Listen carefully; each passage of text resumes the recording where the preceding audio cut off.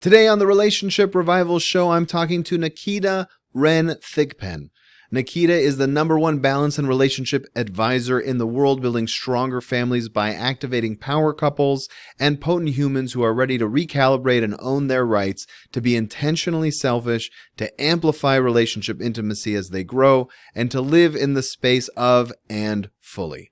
After a successful career as a licensed psychotherapist, trauma specialist, sexology, and relationship expert, helping families push through trials caused by trauma, lost confidence, and communication challenges impacting intimacy, Naketa set a new bar, creating ripples inside the personal development industry. You're listening to the Relationship Revival Podcast with John DeBach, also known as Mr. Spirituality. That's me. I'm your host, giving you insights and guidance from over 10 years in the field of this amazing journey we call romance. On this show, I go over everything you need to know about how to get into a relationship, how to get the most out of a relationship, and sometimes even how to gracefully end a relationship without pulling your hair out and going crazy. And occasionally, I'm even joined by new and old friends who are also relationship experts to bring you guidance and wisdom with new perspectives. Thanks for stopping by. Naketa, welcome to the Relationship Revival Show. Thank you so much for being here. I'm excited to be here with you, John. So I think the question on everybody's mind after hearing that intro is, what exactly is a balance and relationship advisor? And I'll let you define it because you're #1 in the world. So Yeah, absolutely. So I have, as you have already stated, a very large background. My acumen is pretty deep, being a clinician, trauma specialist, relationship expert, sexologist, metaphysician, all of it.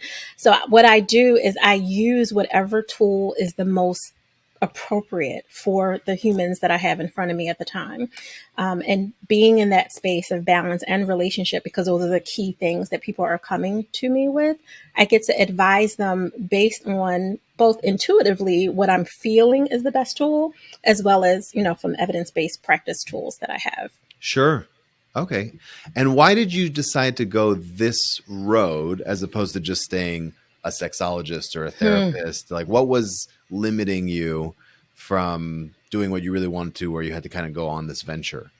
John, how much time we got? The patriarchy. So there's limitations in the system. So the deepest part of my background as a trauma specialist, which is the core of who I am to the day I die, is from the medical clinical world. So there are so many limitations within the system of what you can and cannot do. If I'm working with a family in a medical context, a psychiatric context, a bereavement context because they just lost a baby or a child or whatever the case is, there are certain things that perhaps I know could be supportive in helping that family. Let's just say, I'm going to make it real stereotypical because these are real situations that has happened. Just broad strokes, yeah. Mother and a father, very upset, having a lot of communication issues on the surface, challenged by the situation of the loss of the normality of their child coming into a hospital. So as a clinician, I'm supposed to only address just that bereavement issue and give them coping skills around how to handle that their child may not walk the way that they came in the door doing, or the way that they're used to. But underneath of it, there's a lot of financial strain. Right. And there's only so many resources, let's be real, that we can get from our systems, especially if you make $1 over the poverty line, which many of our clients made well above that.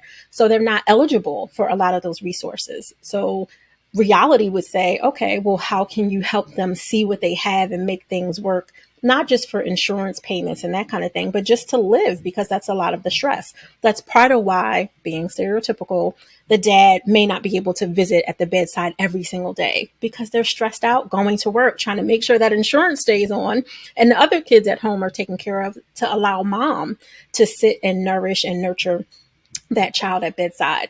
But under my license within the hospital, you are not supposed to go into financial matters. You're right. Not supposed to say, well, let me help you see if there's a space for you to delegate differently to your team. Is there someone else that maybe you're not trusting to lead in your absence? Like all those things, you are not supposed to go deep in, because now we're crossing into coaching, we're crossing into business strategy, we're crossing into all the other things that I can do, but you're not supposed to do. So you Yeah. feel like you're only giving pieces to them to work with. And if you broke your leg and I gave you a piece of a crutch, that's not helping you as much as being Sure. able to give you the crutches and the physical therapy to help you get back on your feet.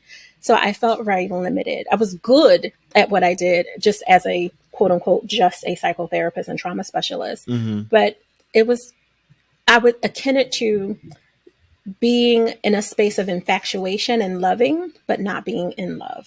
I hear So you. I wasn't in love with the work because of the It's so limitations. interesting. I think we have similar paths, you and I. So Mm-hmm. I started on the road of possibly becoming an Orthodox Jewish rabbi, Mm-hmm. which is, you know, the idea of having a dual relationship with your clients is kind of laughable as a rabbinical figure, because you have not just two but like seven different relationships with your congregation and stuff. And Yeah. I didn't end up going down that road for various reasons, but Mm-hmm. I wanted to go into this therapy world, and my wife, who's a therapist, said you're not going to enjoy the limitations.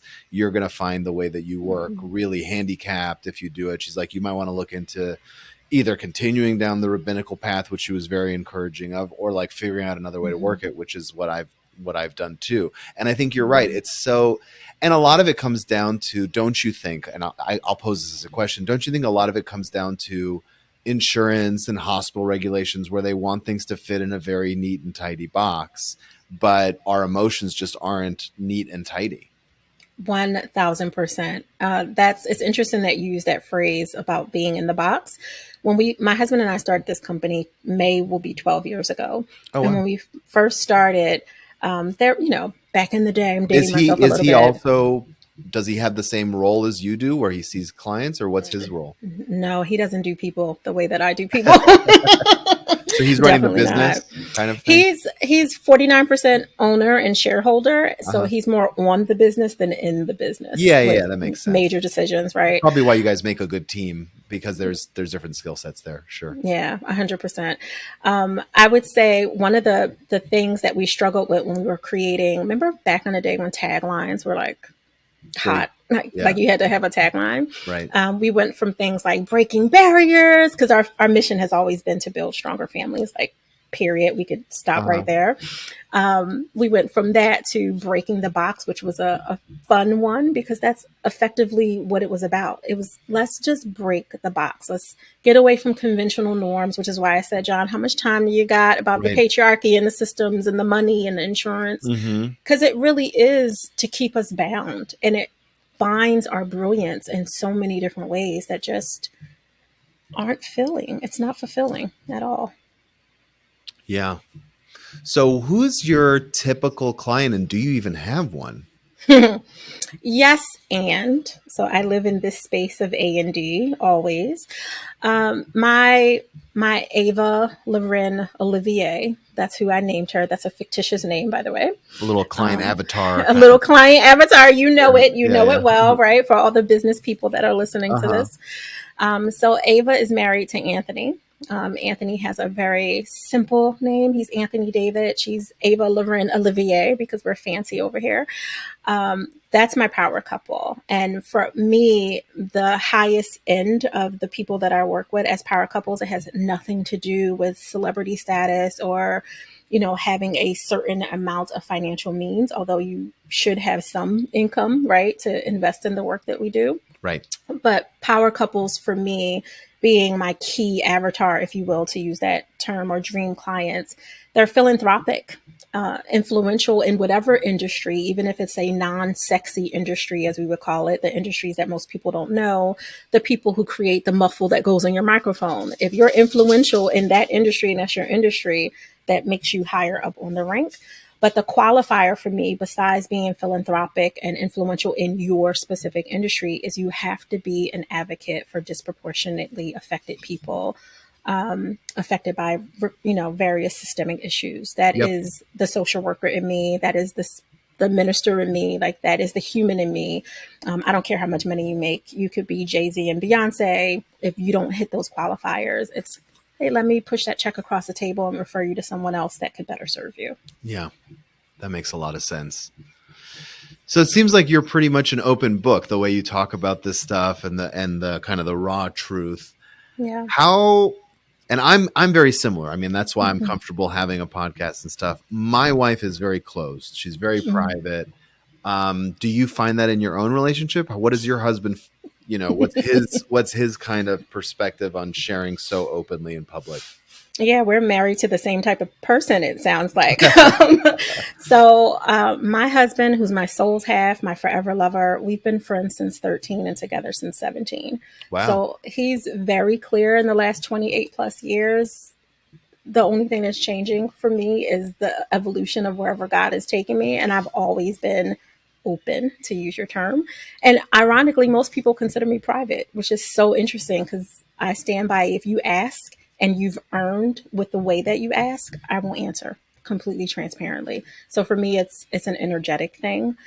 For my husband, who is very laid back, super introverted, creative, very alpha male, you can ask and you can earn it. And he will still look at you like, who are you? Why are you asking me these private questions? Right? Like he's not, he sounds like he's like your wife. He's very much you have to truly have earned the seat at the table, so to speak, the Mm-hmm. kitchen table, to get access to any information. So we had a conversation about this because, I talk about sex and orgasms and all the other things, right? Like Uh-huh. everything from the bedroom to the boardroom. And of course, he's quieter and more shy, is what most people would qualify him as, not knowing him. He's asked me years ago, like, why do you feel like you need to share, what is happening what's happening in our life? And I honestly said, well, I can't share the clients, right? Like I can't share what's happening in their world. Confidentiality is crucial Yeah. in what we do. Like discretion is not Not an an option. option, Yeah. right? Like it Yeah. just is. And what people need to connect to is that they're not alone. They're not alone in whatever the struggle is. Now, I may not be able to relate A through Z with a specific challenge or issue that's coming up, but I've worked with over 20,000 people in the last 25 plus years of my career. I've come across a lot of things, and a lot of things that new people would probably never even consider, having to consider as Mm-hmm. as a challenge. But the thing that I can connect with the most on a personal level, like the person inside the professional, is what I was thinking of in terms of a term. Beyond, taglines and all of that, is my personal experience to avoid crossing anonymity issues with someone else's story, being really mindful and careful that this world, as huge as it is so small. So you think that you're telling a generalized story of, my my client who's an amazing relationship expert and spiritual advisor, and he happens to also have a dope podcast, and his wife is a therapist. I mean, that could be anybody, but it would be just my luck that someone is like, oh, I know that. That's Mr. Spirituality. That's that's John. Like I know who that is, and that would harm me so much more. So I would rather say, listen, this is what we've experienced, or just give you the detail without the context so that it doesn't cross anything. And he started listening more and more because he edits all of our podcasts. That's one of the things that he does do that's in the business, which is really a perfectionist issue. He won't let it go to anyone else. But he listens and he said, I get it. I really do get it. I honor that you're sharing something that people can connect to, and you're doing it in a way that only you could do it. Because I will literally tell you A through Z for me, but I can't do that in the context of our clients that we serve. Very cool. I love that. Thank you. Um, well, let's talk about some typical issues that people come in with and to try and provide the most value for people. Mm-hmm. Maybe let's pick one. Let's pick one big issue that you see coming into your practice again and again and again, and the way you approach it so people can hopefully try and feel what it's like to work with you. Yeah, well, I will say one of the biggest things that couples come with is because many of my couples have a business together, but most of them do not. The one is an entrepreneur. Typically, the woman usually is the entrepreneur, and the male in the relationship is usually a career ladder, or an owner in a different way. So Mm-hmm. the teams are 50 plus people and doesn't feel like traditional entrepreneurship anymore. Their work habits are usually creating issues where they feel like they're two passing ships in the night. Thinking of a specific couple in mind, I literally just had a session with them this morning, so I won't give too much context into to the industry, John, because you might know them or somebody listening might. Sure. But the woman being the entrepreneur in this particular situation, she's a beast, right? Like she's doing 16 plus hour days, and they have kids and pets and all the things, and they schedule vacation, which she has a really hard time turning down to enjoy the vacation, to be present for the vacation, because there's a lot of, even though they're a multi-million dollar company, there's a lot of scarcity that comes up, that if I'm not on, then, and doing more revenue generating activities, then the business is just going to fall apart. Even though she has a team of 23 people that are able to be in the business in different ways that she doesn't have to, she's still so connected that she has a hard time creating spaciousness for herself. So he doesn't feel heard. He doesn't feel seen. He doesn't feel appreciated at the level. Now, they will tell you, hands down, they love each other. They qualify as having a good marriage. They would not necessarily say we are knocking on the door of divorce. That's not how they're coming. When they came, they said, I wanted to amplify intimacy. We want to take what's good and make it better. Yeah. And they acknowledged in their, we call it our power couple consult, that there were some gaps, which they minimized more than what they really were once they started working with me and we got into the Sure. nitty gritty of it. I think the biggest challenge that comes up over and over and over again is when you have those two very dynamic personality styles that are phenomenal and brilliant at what they do in the world, but they have a really hard time relaxing and bringing it down to have space for each other besides the doing, because they do the vacations, right? Like they schedule the vacations, they schedule the trip, they have the dinner dates with other couples, but it's all the doing and not the being. So a lot of the work that I'm doing is we're following the thread of where all of this is coming from and getting to the root of it, which honestly, which I'm sure you know as well, most of it is schemas and scripts, these cognitive notions that they have to do things a certain way, or else they'll be fulfilling an omen that someone in their life has told them that if you don't do it this way, then it's not good enough in some way. That might not have been exact words, but that's how it's come across. Even if that person or those people are no longer living on this earth, it's still holding them hostage and it's still bonding them, and it's showing up and how they move through their relationship right now, even in situations. In this particular couple I'm thinking of specifically, both of their parents are deceased, but they're still very much like, they said I had to do this, this was important, and even though they weren't perfect and I've learned a lot, it would be dishonoring to do it any different than how my parents did it, right? And so a lot of times those, what I call expired expectations, are really what are hindering a lot of the people that I happen to attract to me. Mm-hmm. And I'm sure it's no coincidence. Like I had a lot of expired expectations too that I also had to break, and helping them to break that by following the thread of that emotion, that guilt, that shame, the anger, the rage, whatever it is that's underneath and kind of fueling that burn zone that they're in when they have to do, and bringing them into a space to be is super important. So I would say that that's number one, is when they have two very different styles of working and being with each other. So your approach is to find out the underlying motivation for the way they are. Yeah. Got it.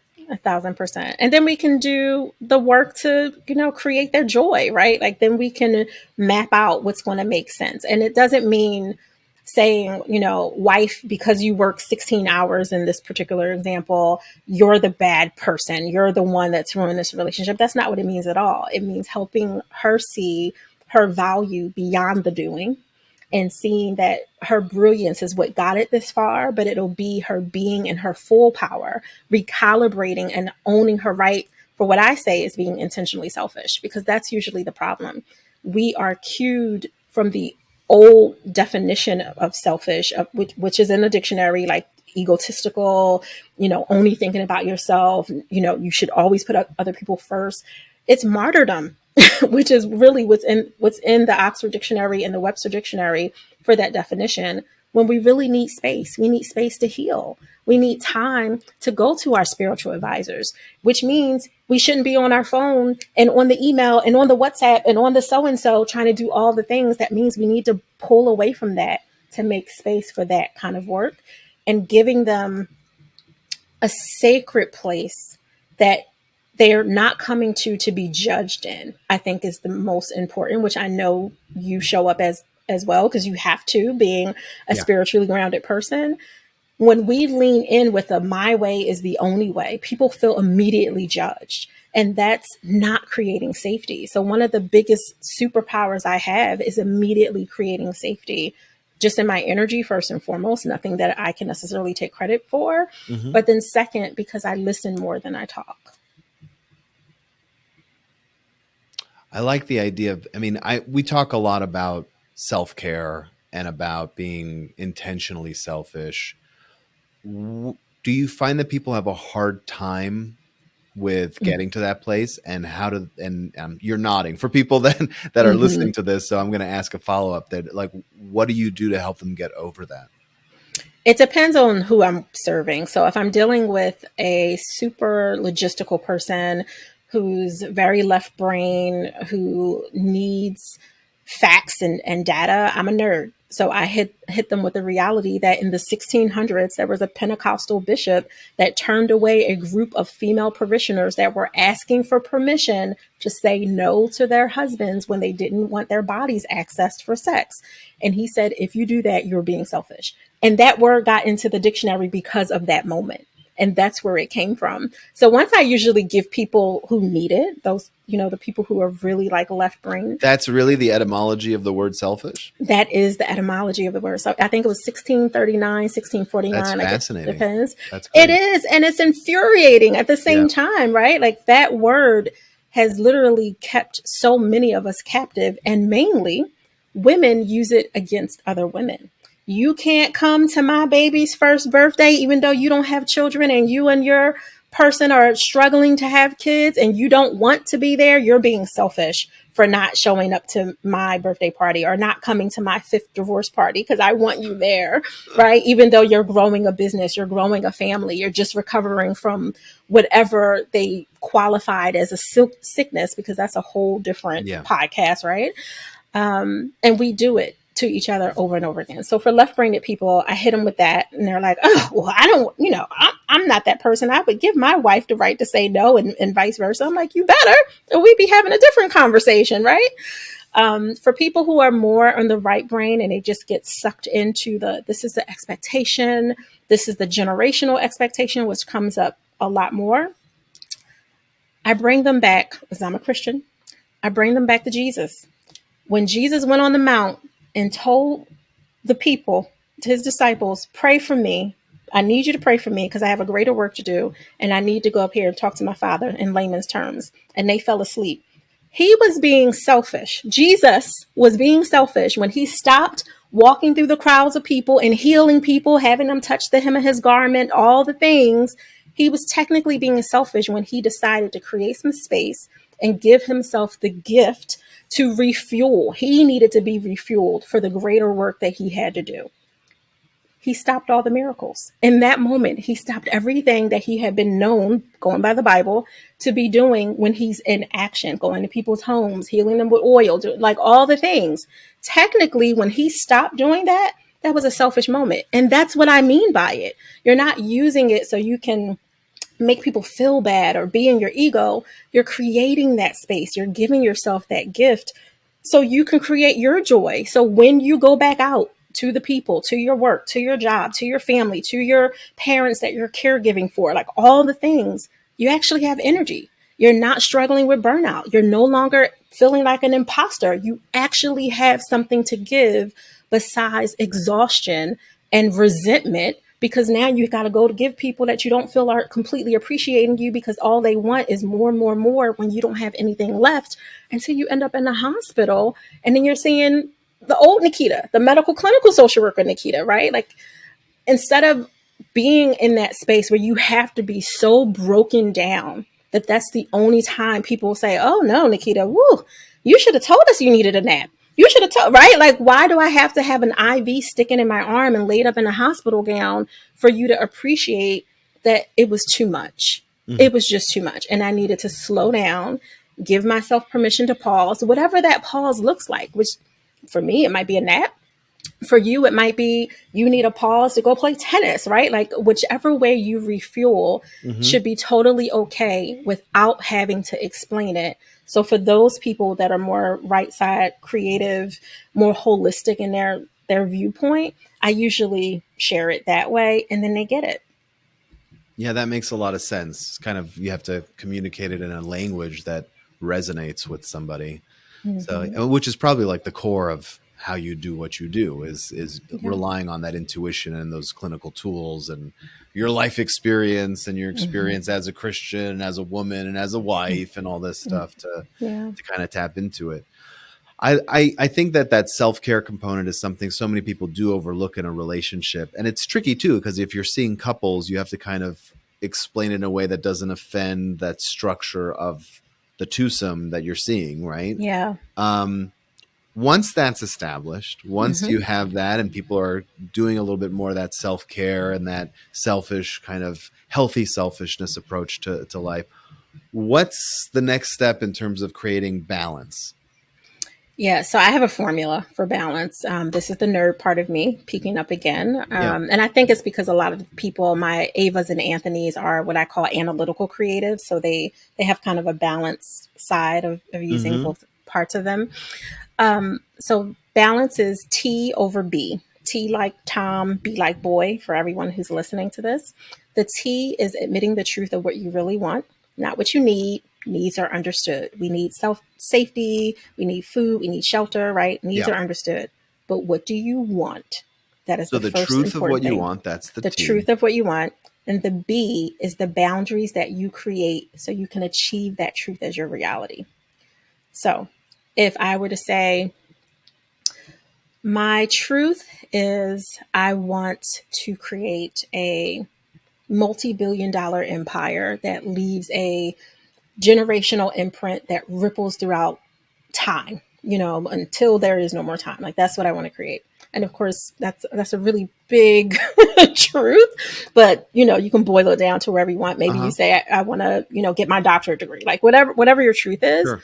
Then we have to look at your boundaries, like to make sure that you have them expansive enough, not restrictive, but expansive enough so that you can enjoy the process of your journey that allows you to be in balance as long as you're always aiming for your truth.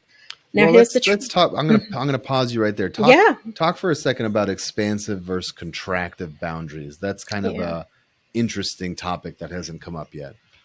Yeah. So for me, boundaries, there's 5 permission zones of boundaries, and all of them are like, if you picture an estate, some massive physical estate, castle type estate.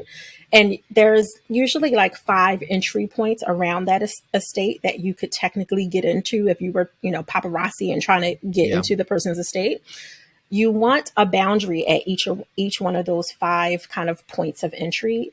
They are there not just to protect the estate and keep everything closed in. They're out far enough that you can enjoy everything that's in that estate. The grass, the gardens, all of it.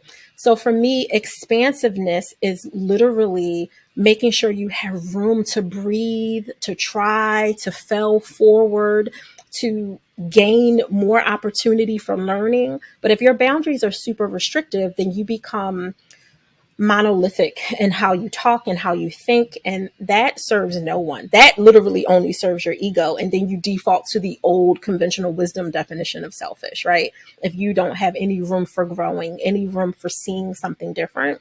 So one of those 5 boundaries is your perspective. If you are open to always learning and open to hearing, listening, which is why we have 2 ears and 1 mouth, right? Like listening to other people's opinion, you're not doing it so you can, you know, float with whatever feels like the strongest energy at the time. You're doing it so you can shape your perspective and say, okay, there's another way to think. I don't necessarily use crystals to pray with and all that, but I see that there is actually chemical power in crystals. And from quantum physics, there's power in the mineral in the crystal. Like, I get that. I see why people use it. It's just not what I prefer to use. It's not what I want to do. Versus saying those people are bad. Those people are crazy. Those people don't know what they're thinking. But when you have expansive boundaries around your perspective, which is one of the 5 permission zones of boundaries, you're giving yourself an opportunity to see what other people are thinking, doing. You get to understand other cultures instead of closing yourself off and feeling that your little block in Mississippi, wherever you grew up, is the only way to be and the only way to live. So that's why I use expansive versus regular restrictive. Got it. Got it. So I cut you off, and I apologize, but No, it's okay. it was a good point to make. So, having these expansive boundaries kind of leads to more balance because it allows you to kind of take more things in that you normally wouldn't. Or am I kind of getting that right? Close. No cigar yet, but it's because it lets you create your balance. I strongly believe, being children of the highest creative being possible, that we don't have limitations on what we create. We just have limitations on what we're allowing ourselves to receive as a possibility for creation. So if you're able to create your balance instead of finding it as if it lives out in the ether somewhere, then you get to say, you know what? If my truth is to build that empire that I was talking about, that means I need some dedicated time for my faith. So I'm always pulled forth by something bigger than me, whatever faith means for you who are listening here. I need some time for my personal habits. It's hard to build any kind of empire if you don't have any energy, if you are super overweight or undernourished, right? Like, you need time around your personal habits to really build them and strengthen them. That's that expansiveness that isn't there to make you feel like the only thing you can do is buckle down to a laptop and, type for 5,000 hours, right? Like, it really is you looking at, what do I need to create boundaries around so that I can make this thing happen? Which also means you got to look at your energy management. Like, who's around you that's taking and not giving? Where's the reciprocity in these relationships? Just because I known Tanil since we were 2 years old doesn't mean that she should still be giving me advice at my kitchen table, so to speak. Like, maybe she's a really good nostalgic friend, or he's a really good homeboy from back in the day, but should he be advising me on how to grow my business or how to lead my family or how to support a friend in need? Maybe not, if they're only the person that only comes up when it's a party and you're paying for dinner, right? Like, so really looking at where those leaks are, that's another boundary. So really, honestly, they're all there to help you create it, not to find it. That makes a lot more sense. Talk to me about this masterclass that you offer about activating joy and how people can take advantage of it. Yeah, so it's completely free. It came from something I did. Oh God, John, you're making me date myself. I want to say somewhere around 2014, 2015. It was an in-person, pre-COVID days. It Yeah. was an in-person retreat that was multi-day. And then it followed with 12 weeks of like accountability for everything that we did. The retreat was all about the emotional healing, looking at where shame comes from, which literally comes from a lot of secrets. The cure to that is vulnerability, looking at guilt and how guilt creates depression. Exacerbates depression, not just creates it, but exacerbates it, because there's other things that can also create it. So all of that stuff, I kind of jammed into a roughly 1 hour masterclass in a very logical way, specifically for couples. I do have lots of women entrepreneurs that are readying themselves for their forever lover, as they say, that also listen to it to look at, where do I need to heal emotionally? And there's activities in it, including some bonus, like closing the love gap stuff, to really help them work through themselves first so they can add to their partner, instead of feeling like you need to receive all the time from them. Like, I stand in, you don't need the other human that you're married to, but you should want them. So you can find that at asknaketa.com. So that's ASKNAKETA.com. You got And it. it's completely free. It's completely free. That's amazing. That's great that you put something out there in the world for people to take advantage of. I appreciate that. Thank you. Well, thank you so much for being here, Naketa. It was really eye-opening, and I'm sure that a lot of people listening will jump on that masterclass and really take advantage of it. Thank you so much. If you're interested in learning how to get the absolute most out of your romantic relationships, then you're in luck, because I have put together a free workshop or masterclass, if you will, about 3 secrets that people in happy relationships have discovered. You can view the workshop at mrspirituality.com/3 secrets. Again, it's completely free. Just go there and watch it. It'll help you on your journey, give you some wisdom, some things to think about. The website again is mrspirituality.com/3 secrets. That's mrspirituality.com/3, the word secrets. It's all yours. Enjoy.